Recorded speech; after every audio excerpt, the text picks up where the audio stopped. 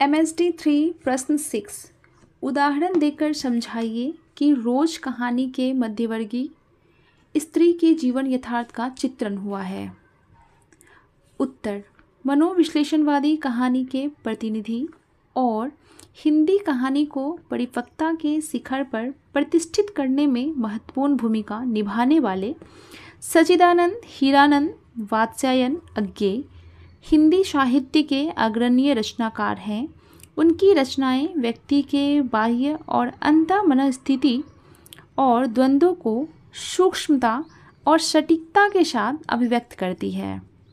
अज्ञे जी ने रोज कहानी में विवाह के बाद ही कुछ ही वर्षों में स्त्री के जीवन में आई जड़ता, वितृष्णा की स्थिति का रेखांकन और विवाहित नारी के अभाव में घुटते हुए पंगु बने व्यक्तित्व की त्रासदी का मार्मिक वर्णन किया गया है।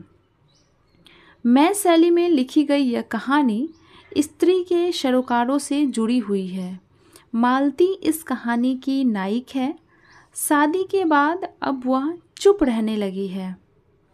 कहानी में उसके संवादों में नीरसता, उदासी और नैराश्य मनः स्थिति का सूक्ष्म चित्रण किया गया है।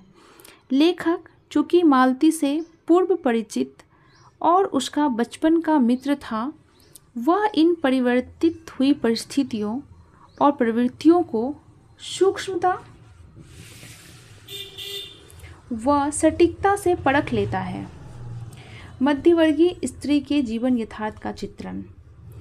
मालती की दिनचर्या रोज व्यक्त होती है।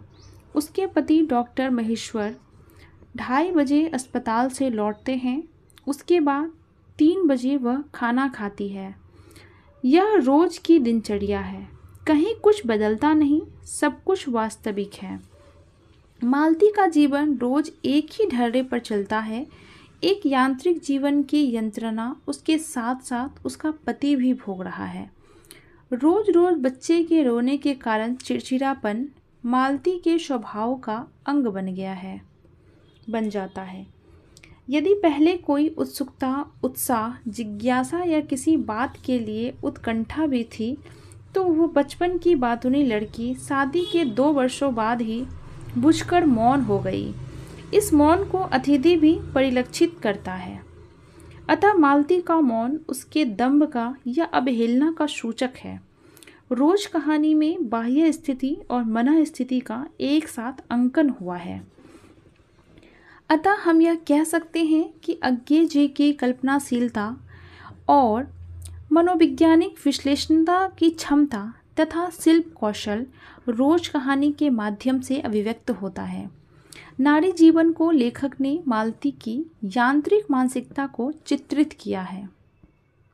इसके साथ ही इस प्रश्न का उत्तर भी यहीं पे समाप्त होता है। मैं आशा करती हूँ कि आपको यह श्रृंखला पसंद आ रही होगी। अगर आप इससे किसी भी तरह से लाभ ले रहे हैं तो प्लीज़ चैनल पे नए हैं तो इसे सब्सक्राइब कर लें, वीडियो को लाइक कर दीजिएगा और प्यारे प्यारे अच्छे कमेंट हमें कीजिए। कोई सुझाव हो, कोई प्रश्न हो तो आप वो भी हमसे पूछ सकते हैं। अपने दोस्तों के साथ शेयर कीजिए। मस्त रहिए, खुश रहिए। धन्यवाद।